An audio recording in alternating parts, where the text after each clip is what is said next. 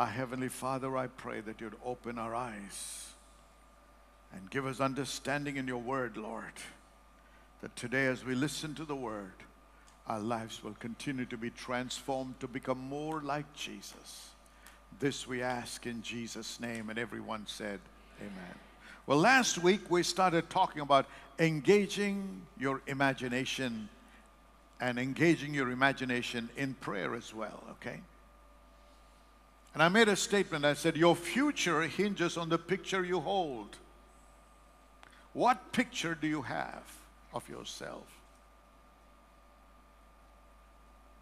You can say, I'm healed by his stripes, but the image you carry is, I'm sick.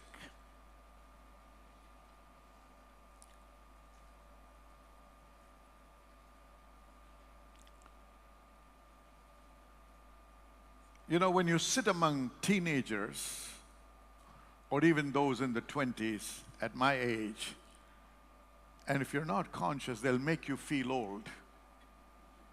And that's dangerous. You should never have the impression of, I'm fading out. You can always be relevant in this world as long as you're alive. Age-wise, yes. I'm older, but that doesn't mean I'm losing strength. It doesn't mean I'm losing relevance. It doesn't mean I'm useless. I'm no more needed. No. Don't see, those pictures play a very important role, because the moment you begin to look at yourself as old, retired, useless, you can praise God, you can worship God, but that picture is going to direct you and take you very quickly to your grave.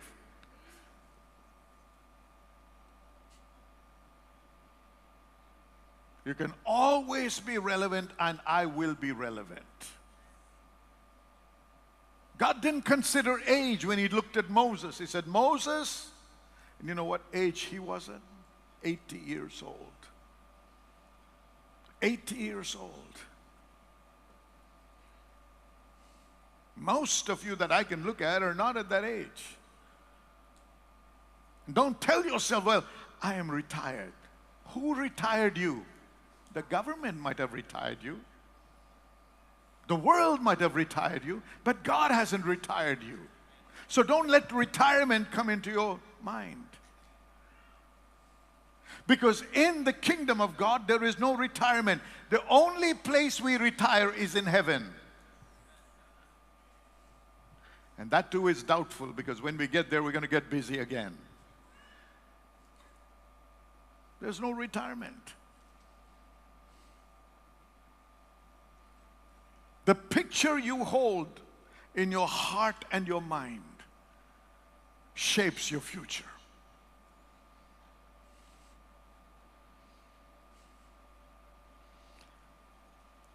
It does not mean that you have to dress like a teenager.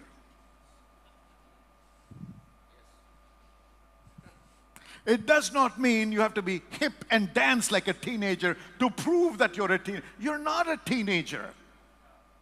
I'm not a teenager. I'm not in my 20s, but I don't care what my age is. I don't want to act, think, behave, telling myself I'm an old man. Come on now, everybody.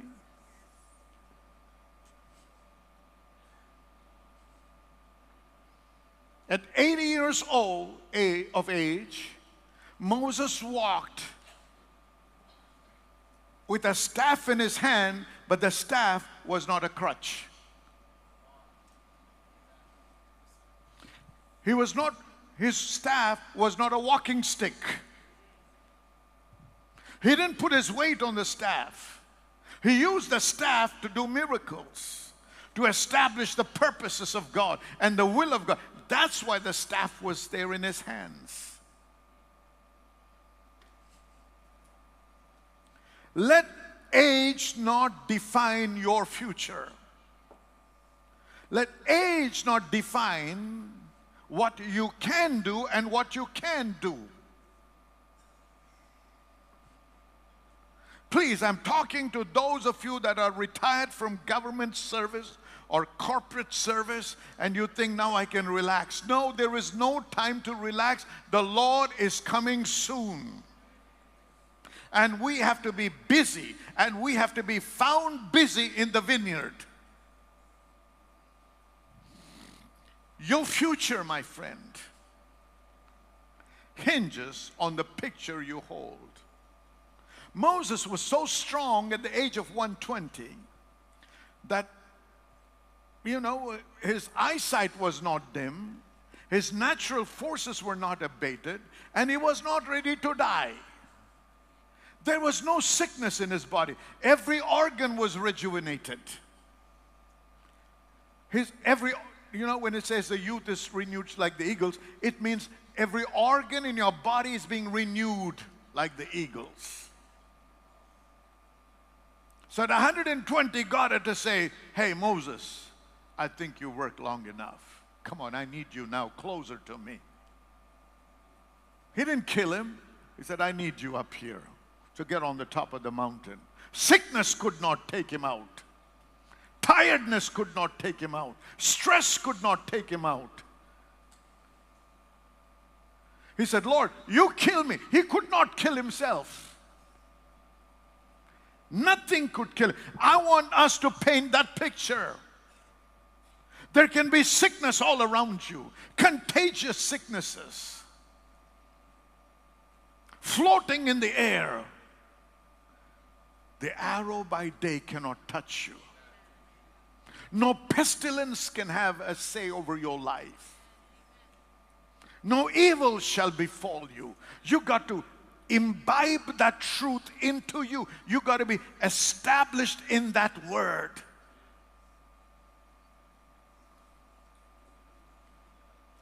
God's word does not say just because your hair is growing gray, you're going to die soon. The color of your hair does not determine your age.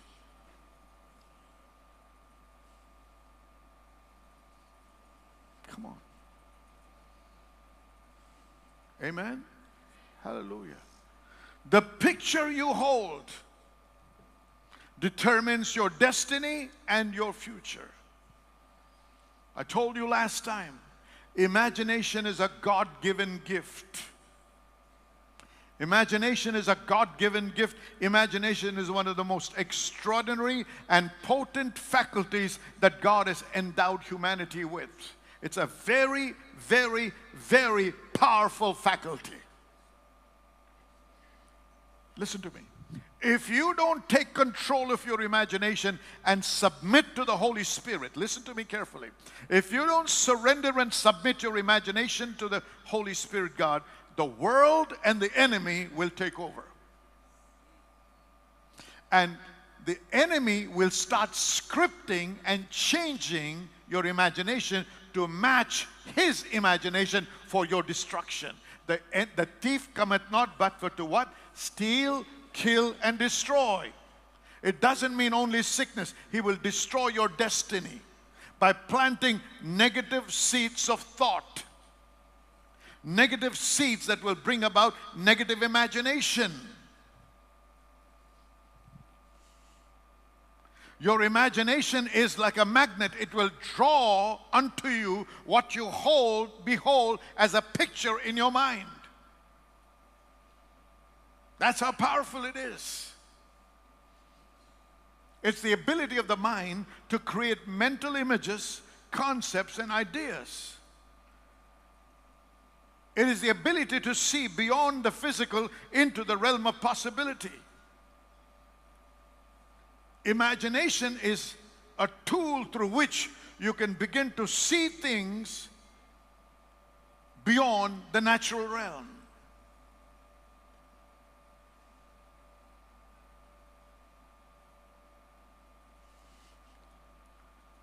It takes a while for you to transport yourself from one place to another physically.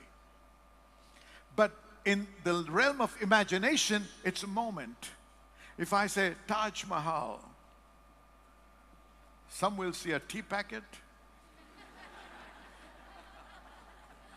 Some will see a structured Taj Mahal. But different people are seeing different pictures, right? How long did it take for you to go to the real Taj Mahal? Just a moment. You're seeing something beyond the natural. So it's important that you understand that your heart, your imagination has to be submitted to God so God can begin to plant His thoughts, His pictures, and confirm them so that now as you align yourself and give yourself to the Holy Spirit and focus on them, now you begin to attract the impossible to become a possibility in your life. That heart that is not functioning well, imagine what God said. Imagine what the Bible says. I am blessed with total healing in my body. My body is healed. My liver is healed. My lungs are healed. Whatever that is, look at the Bible. Look, no. I'm not saying neglect the symptoms. I'm saying don't believe that the symptoms are more real than the Word of God. When you begin to focus and hone in and grab hold of that picture of a good heart functioning perfectly to that which it was supposed to function like, or your liver or your kidneys, whatever that is, you begin to see that and you begin to rejoice and give glory to God. It may not happen immediately, but it has to happen because that's a law. Hallelujah. Remember, I told you, imagination is neutral. It's not good, neither good nor evil. It depends on how we direct it. When we surrender to the Holy Spirit, it becomes a conduit for divine revelation and transformation. I'm just touching a few things that I did last week so I can refresh your memory. I said how important imagination is in relation to the role it plays in prayer. Ephesians chapter 3 verse 20. Now unto Him that is able to do exceeding abundantly above all that we ask, think, or imagine, according to the power that worketh in us. What a profound truth is being revealed here. God responds not only to the prayers you speak and pray aloud, but He responds also to our thoughts, what we think. God responds to our imagination. Hallelujah. What are you imagining?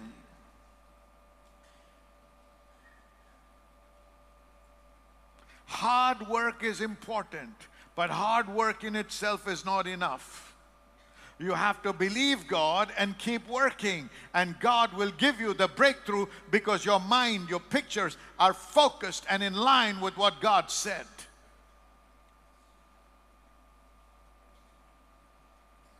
I cannot be poor.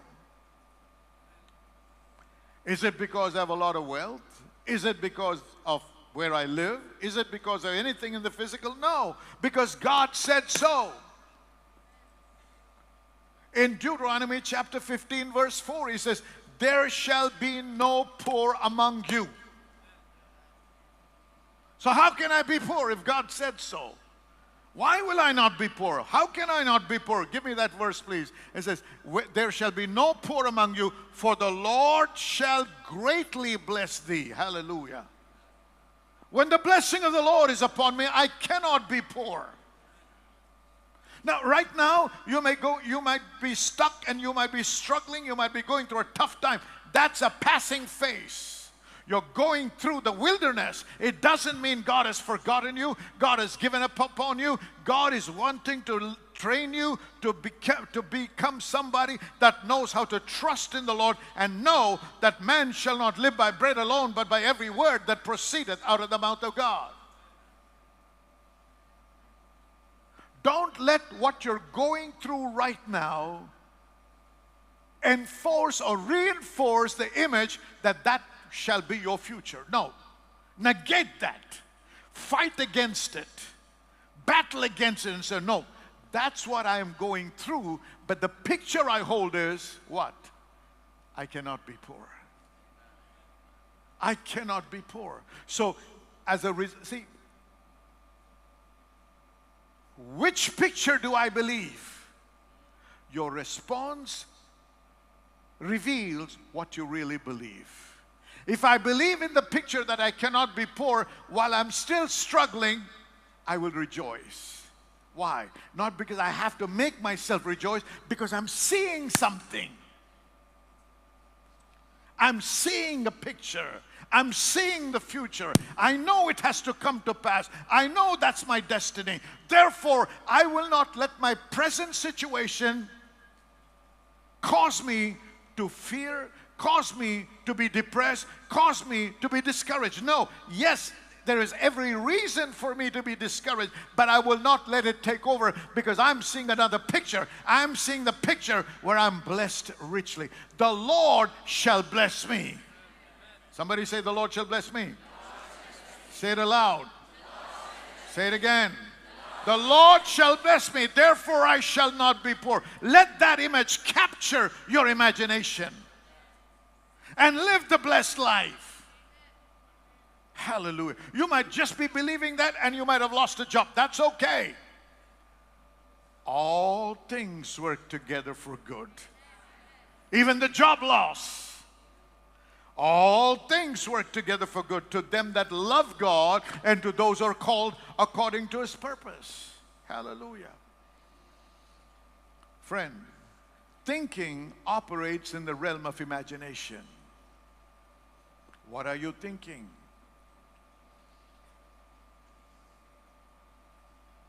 What are you thinking? Imagination, my friend, is how we process and visualize reality. Imagination is how we process and visualize reality. God, who created this faculty, uses it to partner with us to bring His will to pass. God, who created this faculty, uses it to partner with us to bring His will to pass. Write this. What we consistently see in our minds shapes what we experience in life.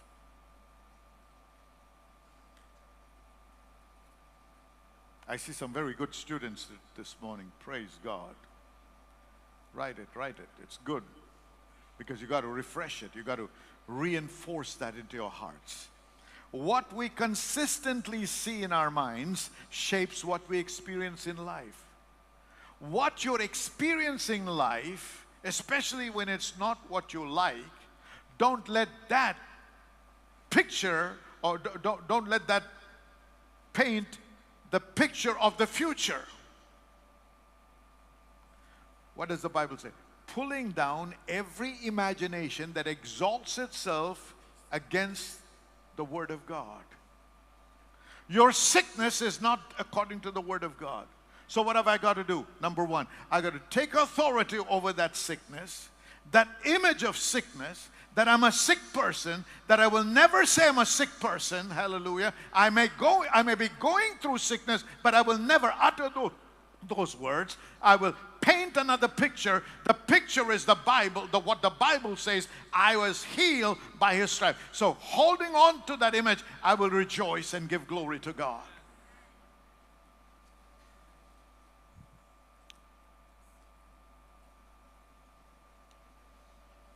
Because whatever you hold in your mind as a picture, according to the Word of God, shall come to pass in your life. That's why the book of Proverbs says, as a man thinketh in his heart, so is he. As a man thinketh, which means what? Imagines. Pictures he rehearses.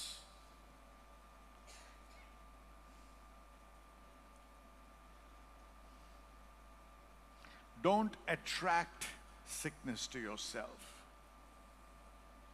Just because you have a pain in your knees, don't keep saying, I know it should be arthritis. I know it is arthritis. What are you doing? Reinforcing that. And you're attracting arthritis.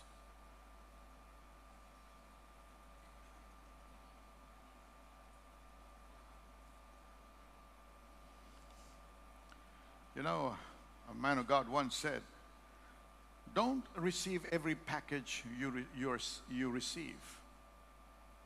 Every package that is sent to you. The enemy will be sending packages to you.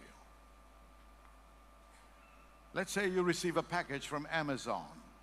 Say, what is it? Well, it's a nice computer. Oh, thank you. I receive it.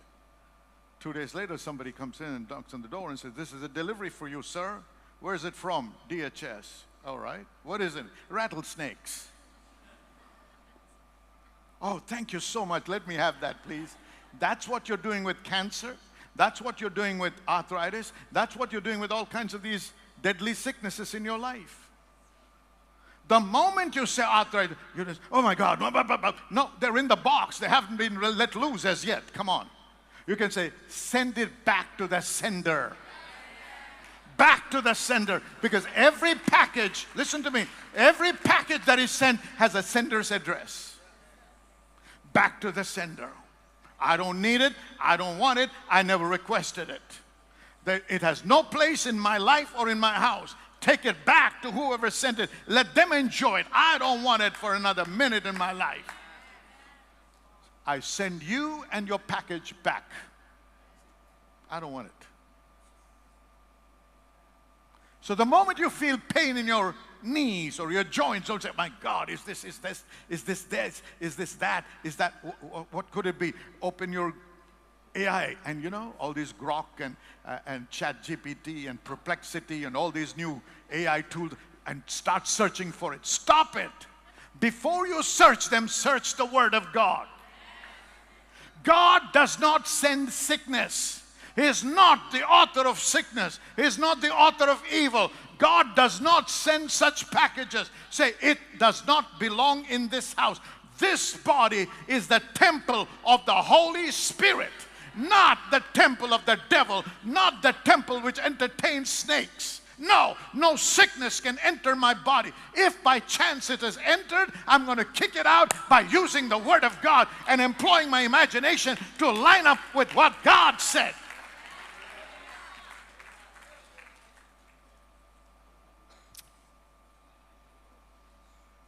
I told you that imagination is double-edged.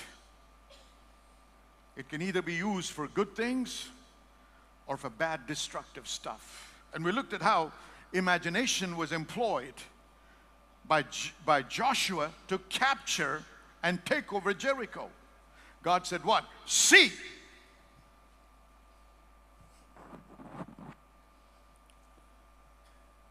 I encourage every one of you to see yourself being promoted. Not to heaven, in your life. That'll come at the right time. You don't have to attract it so soon. Being promoted in life, right? Promoted in the place of work and wherever you are. Promotion. See, increase. Pastor, right now in the world situation, in the line of business I am, nobody is making it and everything is going down. So, you're not that nobody. You're not that everybody. You're a child of God.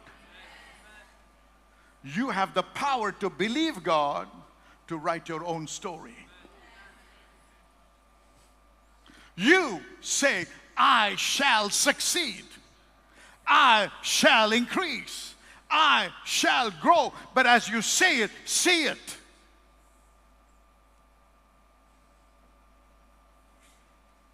As you say it, see it.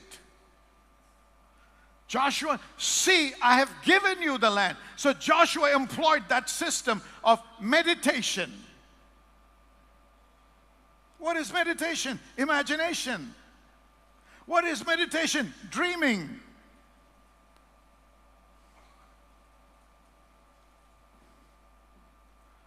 Amen. Hallelujah. So he conquers Jericho.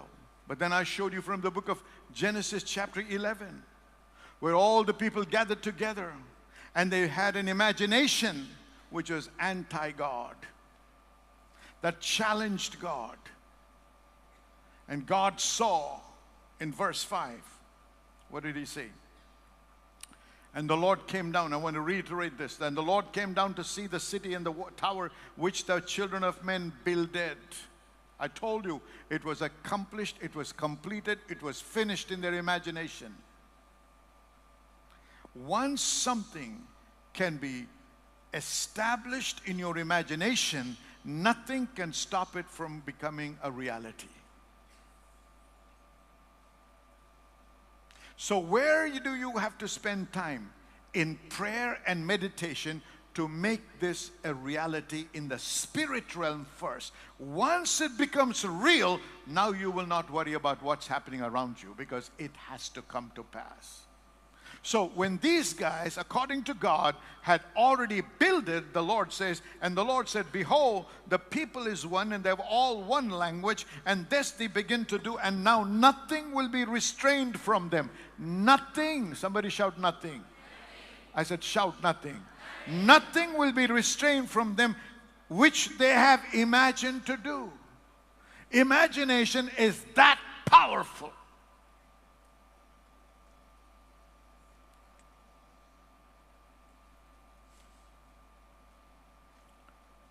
These examples demonstrate that imagination is a creative force. So imagination, my friend, is one of the key elements needed in creation.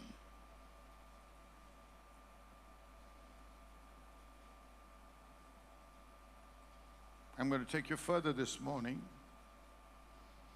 So now do you understand that imagination is very, very important and plays a vital role about establishing your future?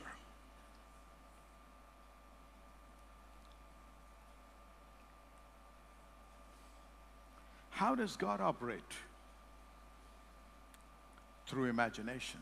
Romans chapter 4, verse 17. God who quickeneth the dead and calleth those things which be not as though they were. God quickeneth the dead and calleth those things which be not as though they were. You've got to understand, God operates from another plane. We'll look into that. God's creative process begins with vision. He sees before he speaks. He sees before he speaks. Unlike us, God is not bound by time or by space. He exists in eternity, where past, present, and future converge. Please get this. Past, present, and future converge. Okay? Time, space, and eternity. Time is linear, which means it's step by step. It's a human construct of seconds, minutes, and hours and years. Space is the physical dimension that we navigate in with our senses. Eternity is God's realm where all possibilities exist simultaneously. All possibilities exist simultaneously. That's why God can say, I knew you before you were formed in your mother's womb.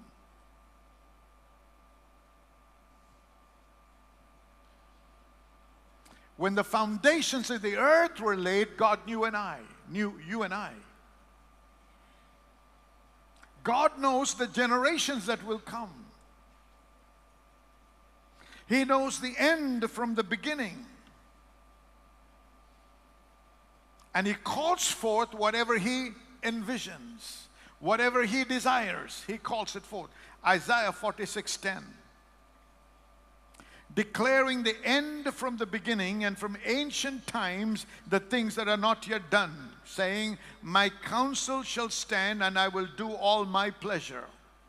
Because he lives in the realm of all possibilities. That's why the Bible says, all things are possible with God. There is nothing impossible with God. Say amen. When God spoke to Abraham or Joshua, both of them, he invited them into this eternal perspective, asking them to see what he saw. He said, Abram, come out. I want to help you. He said, now look up to the skies and count. Because that's the picture I see. He called Joshua and said, Joshua, see, what was God trying to do? He was training them and causing them to rise above their present circumstances, to enter into the realm of all possibilities and see what God sees. What are you seeing today?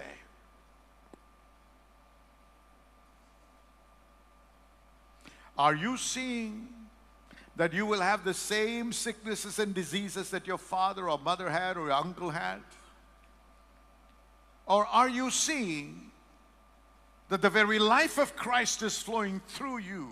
Therefore, all those generational curses and malfunctionings are destroyed and they have no right over your life and your body. What are you seeing?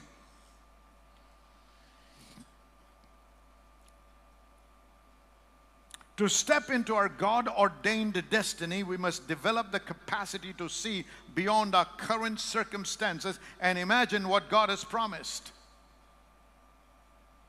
That's why studying and meditating on the Word of God, especially on the promises of God, is so very important.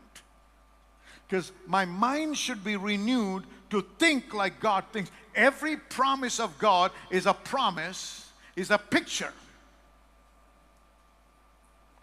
And if I want that to manifest in my life, I got to yield and surrender my imagination to the Holy Spirit, God, so that that promise is engraved inside me and I refuse to accept anything else.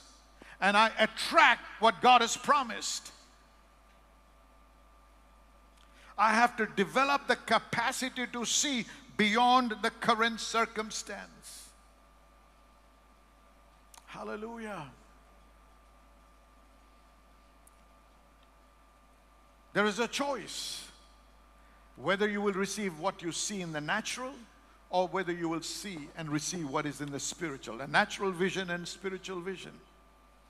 Daily we have this situation we are faced with to choose what we will engage our imagination in.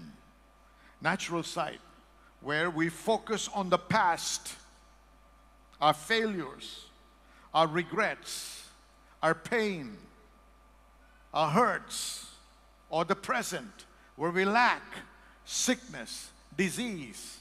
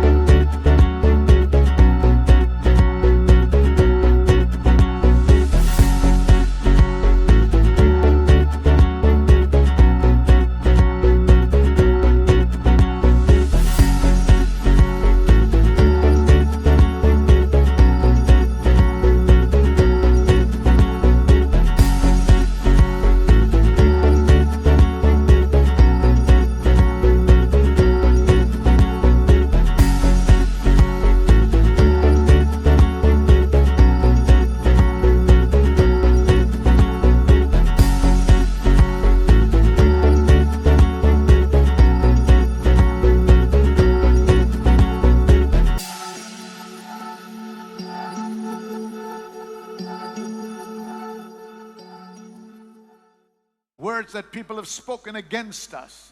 We can stay in that and fill our minds with bleak images. If life has been tough, it causes us to project a future of despair. See, people rehearse of all the bad things people have said. They've spoken evil against you, which is not true.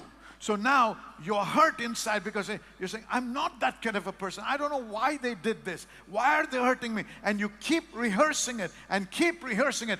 That's not going to change anything for you.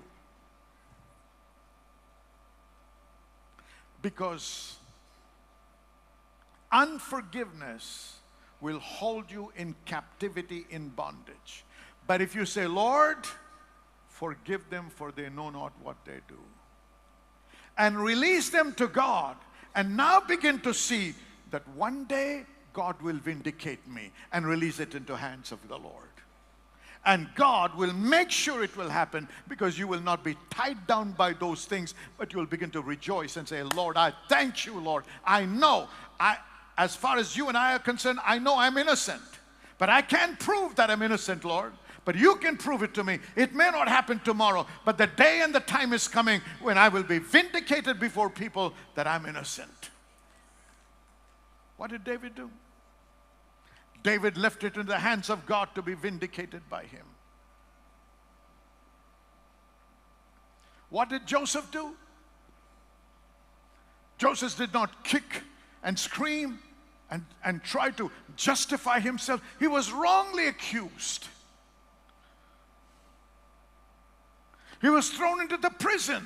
Imagine that. He's a foreigner. He's a slave. He has no rights. He knows he's innocent. God knows he's innocent. Why did God not set him free? I don't know.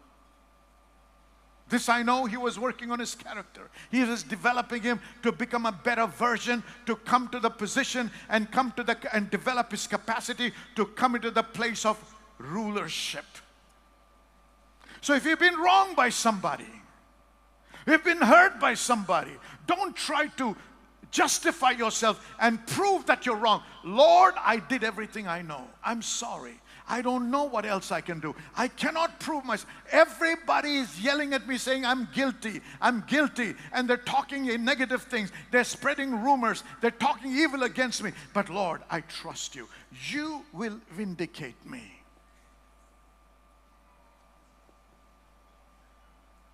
Imagine this.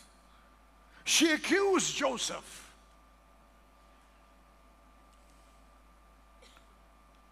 And was thrown into the prison, right? Not many years from then, he became the prime minister. And Pharaoh said, every knee except mine will bow before you. Imagine Potiphar and his wife coming to Joseph. Get the picture. Joseph, Potiphar comes because she can't face Joseph now. I'm painting this picture. Listen to me. Potiphar comes. Sir, good morning. Hey, good morning. Where's your wife? I'd like to greet her. Imagine what's going through his heart. A sword is being, he's not said a single negative word. He's not used a foul word. He's not retaliated. He's not trying to prove anything, nothing. But God vindicated him. Wait for the Lord to fight your battles.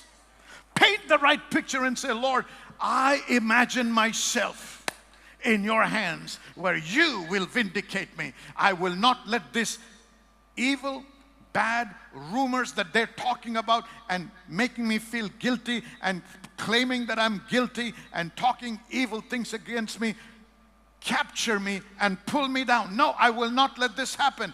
I release it into your hands and I will give you glory. But this I know, you will vindicate me, Lord.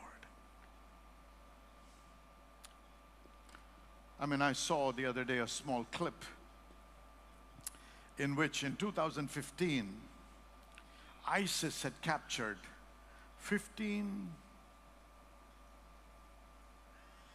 around 15 Coptic Christians in Egypt.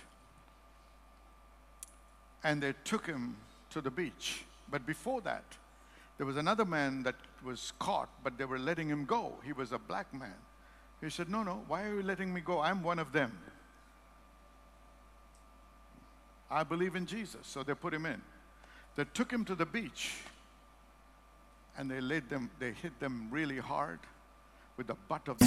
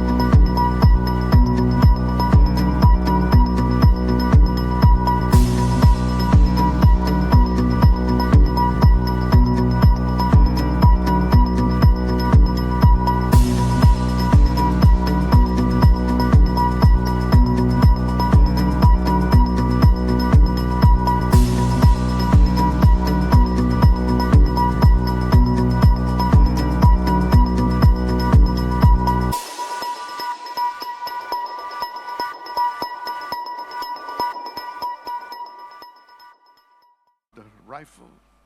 They put him face down, and they lifted their heads with the hair, and they cut their throat like you'd cut a chicken. And you know the words they spoke? Father, forgive them.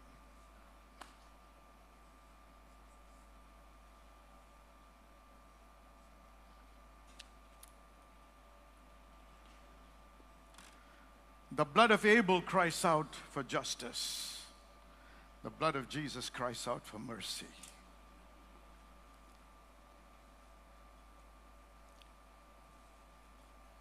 Don't let your imagination pull you down. Don't let negative feelings, thought patterns, hatred, malice capture your heart to destroy your future.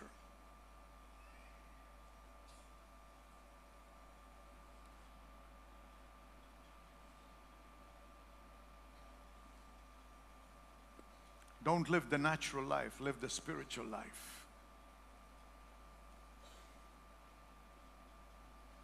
I talked to you about the natural side, but I'm going to talk to you about the spiritual side next week. I'll take you further from there. But may I request you to listen to this message again and again, not once, but many times. Because if you can yield your imagination to the Holy Spirit God, and if that word can capture your heart and your imagination, your present circumstances cannot keep you in bondage. You're coming out of that sickness. You're coming out of that heartache. You're coming out of that blame. You're coming out of that feeling of guilt. No, the blood of Jesus is extremely powerful.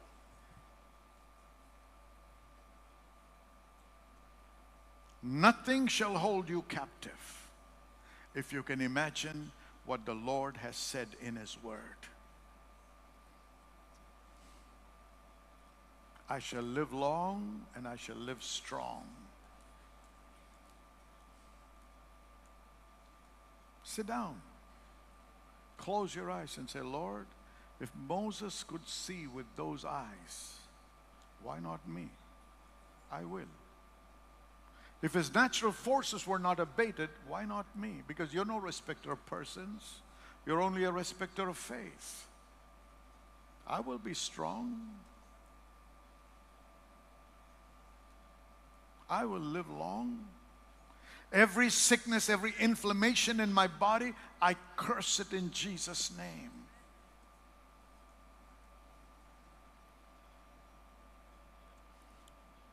I will also show you next time why prayers are unanswered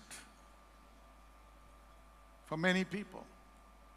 But we'll talk about that next week. But today, were you blessed so far? Did you get something this morning? Please, this is extremely important. If you want to see, listen, the word that God gave us was, this is the year of unending possibilities, endless possibilities. What hinders, slows you down is your imagination. The devil is not the one. The devil, all the devil can do is tamper with your imagination, and that's how he'll stop you. If you can stop him from meddling with your imagination, he has no power to stop you.